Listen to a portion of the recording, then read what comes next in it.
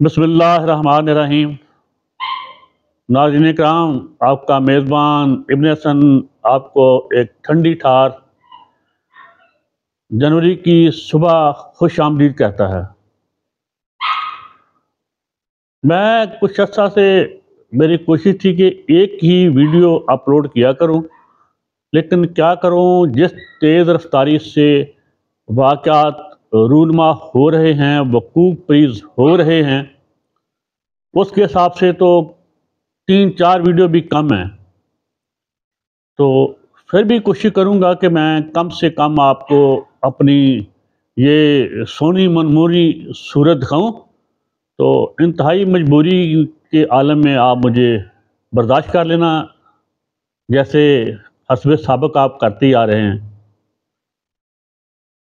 तो आज की वीडियो का अनवान है ज़िल्लत ही ज़िल्लत, रसवाई ही रसवाई। गुज़श्ता 4-5 दहाइयों से पाकिस्तान पे मुसल्लत काबज़ बदमाशियाँ ने जिस तरह इस निज़ाम की चूलें हिलाई हैं, जिस तरह इसको दीमक ज़दा किया है, जिस तरह इसको कैंसर ज़दा किया है, जिस तरह इसको मुतफ़न बदबूदार तफ़न ज़दा किया है, अब ये निज़ाम मज़ीद आगे चलने के काबिल नहीं रहा और ना ही ये चल रहा है। कुछ अर्सा से आप देख रहे हैं, 1.5-2 साल से आस्ता आस्ता इसकी कहीं से ईंट खिसक गई, कहीं से इसका सरिया खिसक गया, कहीं से इसकी बुनियाद थोड़ी सी इधर उधर हो गई। लेकिन अब कुछ अर्सा से बहुत ही सुर्त और तेज़ रफ्तारी से इसके दरो दीवार मुनहदम हो रहे हैं, गिरते जा रहे हैं। धूल मिट्टी उड़ाते हुए, कीचड़ उड़ाते हुए अपने ही कदमों पे, अपने बोझ तले इसके दरो दीवार गिर रहे हैं। अब इसके गिरने की स्पीड पहले से बहुत ज़्यादा हो चुकी है। कल मेरी तरह आपने भी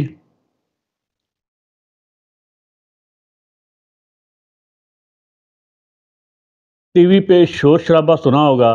शोर शराबा तो इन्होंने किया, ये बड़े कमीने हैं, बहुत साजिशी घटिया लोग हैं। ये खामोशी से वारदात डालते हैं, जो भी वारदात करते हैं या डालते हैं।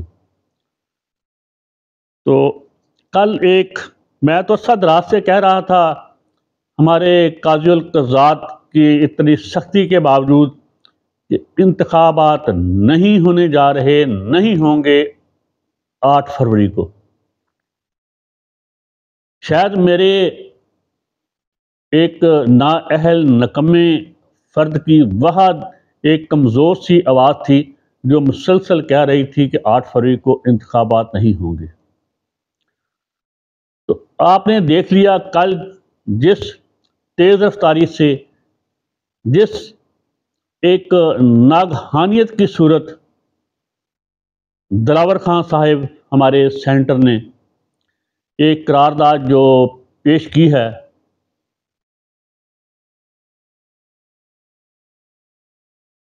वो है कि इंतखाबात 8 फरवरी को बहुत सी उन्होंने वजूहात गिनवाई हैं कि उन वजूहात की बुनियाद पे इंतखाबात मुलतवी कर दिए जाएँ। और सेनेट ने बहुत उजलत में तमाम क़ायदो ज़वाबित और रूल्स को पसे पुश्त डालते हुए, ये सादिक नहीं, ये खाइन बददियानत संजरानी ने, जो चेयरमैन सेनेट है, इसने तमाम रूल्स कानून क़ायदो ज़वाबित को पसे पुश्त डालते हुए बहुत ही तेज़ी से वो करारदाद मंजूर कर डाली। हालांकि ना तो कोरम पूरा था और ना ही ऐसा किया जा सकता था जो सेनेट के कानून हैं उनकी रूह से। तो अर्ज़ करता चलूँ कि इस बदबूदार निज़ाम की, इस घटिया गलीज़ तफ़न ज़दा निज़ाम की एक और दीवार अपने ही बोझ से کچرے کوڑے کے گڑھے میں جا گری، وہ ہے سینٹ کی دیوار۔ سینٹ کو تو اس لیے بنایا گیا تھا کہ اس میں چاروں صوبوں کی برابر برابر نمائندگی ہوگی، اور وہ جو نمائندگی ہوگی اس میں بھی اہل افراد کو، ٹیکنوکریٹ کو، باصلاحیت افراد کو جو اپنے اپنے شعبوں کے ماہر ہوں گے ان کو لایا جائے گا۔ لیکن بدقسمتی یہ ہے کہ اب سینٹ کی رکنیت بھی خریدی جاتی ہے۔ 70 کروڑ میں، ایک ذمہ دار کہہ رہا تھا 70 کروڑ میں، 1 ارب میں، 2 ارب میں، ان لوگوں کے لیے تو یہ مونگ پھلی کے برابر بھی نہیں، 2، 3، 4، 10 ارب خرچنا اس سیٹ کے لیے۔ یا تو دن دولت کے بل بوتے پہ خریدی جاتی ہے، یا پھر وہ قرارداد پیش کرنے والے دلاور خان اور خائن بد دیانت سنجرانی کے باپ کا باپ جس کو چاہے ان کو یہ نشست ملتی ہے۔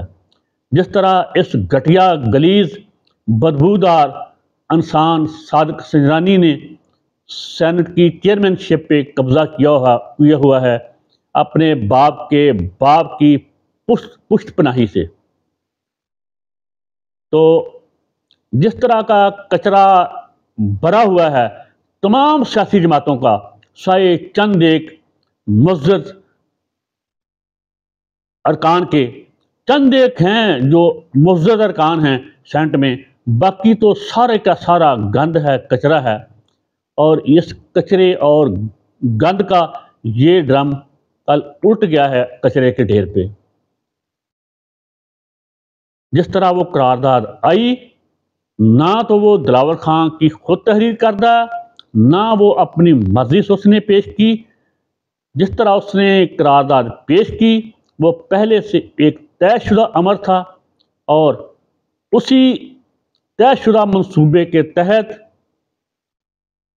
نواز شریف صاحب اور اس کی پشت پناہی کرنے والے اس کی خلائی مخلوق کے زور بازو پہ وہ قرارداد پیش بھی ہوئی اور پاس بھی ہوئی۔ تو لعنت ہے ایسی نمائندگی پہ، ایسے نمائندوں پہ جو 2 ٹکے کے مفادات کی خاطر بک جاتے ہیں۔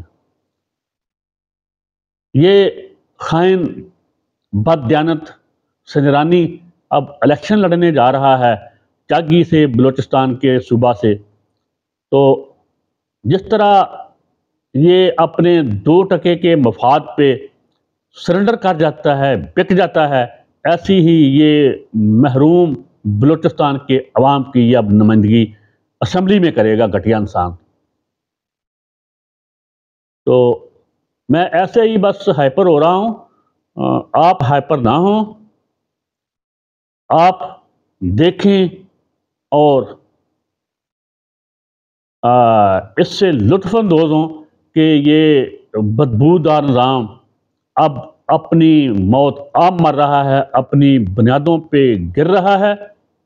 اس کو سنبھالنے والے، اس کے محافظ، اس سے فائدہ اٹھانے والے، وہ چاہیں بھی تو جتنا مرضی زور لگا لیں، وہ اس گندے گلیز نظام کو اب بچا نہیں سکتے۔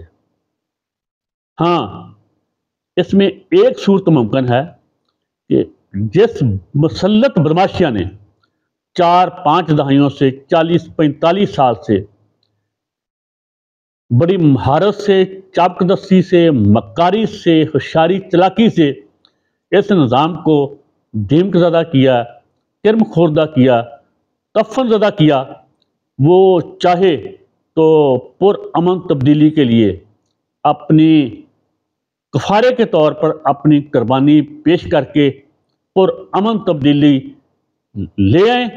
اگر وہ ایسا نہیں کرتے تو پھر نوشتہ دیوار تو سب کو نظر آ رہا ہے لکھا ہوا، اب انشاءاللہ العزیز تبدیلی کے اس عمل کو میرے اس خالق کائنات کی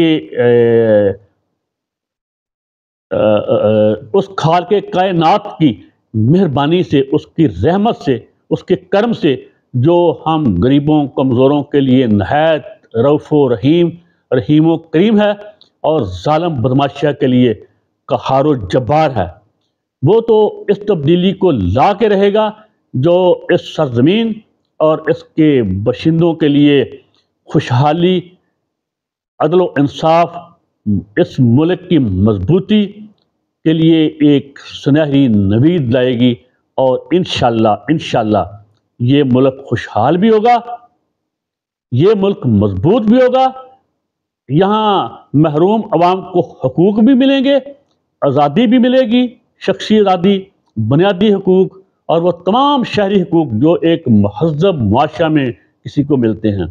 کچھ طاقتوروں کو بڑی تکلیف ہوتی تھی کچھ عرصہ سے ہماری آزادی کی بات کرنے کی، شخصی آزادی کی، حقوق کی بات کرنے کی، تو خدا کے آگے کبھی کسی کی پیش نہیں گئی۔ اللہ پاک رسی دراز ضرور کرتا ہے ظالم کی، لیکن پھر وہ جس طرح کھینچتا ہے وہ قرآن پاک کی روح سے اس کی پکڑ بہت شدید ہے، اور کوئی ظالم اس کی پکڑ سے بچ نہیں سکا۔ ہاں، عرض کرتا چلوں، اگر بدماشیہ نے خود قربانی نہ دی، جو ایک نرم ترین